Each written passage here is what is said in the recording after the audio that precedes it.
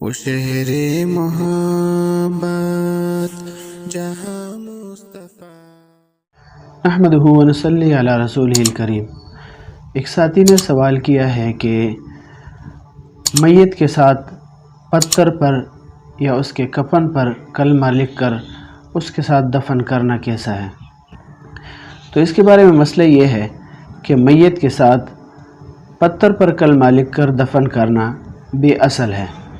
شریعت میں اس کا کوئی ثبوت نہیں ہے، چاہے وہ پتھر پر ہو یا اس کے کفن پر ہو۔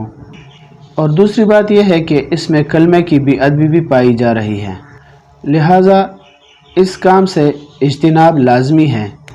اکثر میت قبر میں کچھ دنوں بعد پھول کر پھٹ جاتی ہے، تو یہ طریقہ کلمہ طیبہ کی بہت زیادہ بے ادبی کا سبب بھی بنتا ہے، جیسے کہ رد المحتار میں فتح القدیر کے حوالے سے لکھا ہے انہ تکرہ کتابۃ القرآن و اسماء اللہ تعالی۔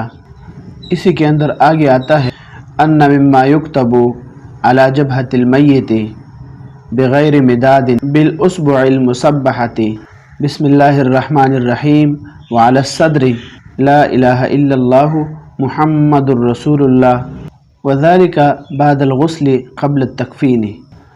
تو اگر کسی نے لکھنا ہی ہے تو اس عبارت سے معلوم ہوتا ہے کہ صرف انگلی کے ذریعے لکھا جائے تو اس میں بے ادبی نہیں ہوگی، لہٰذا پتھر پر لکھ کر اس کے ساتھ دفن کرنا یا کفن پر لکھ کر اس کے ساتھ دفن کرنا، اس سے اجتناب لازمی اور ضروری ہے۔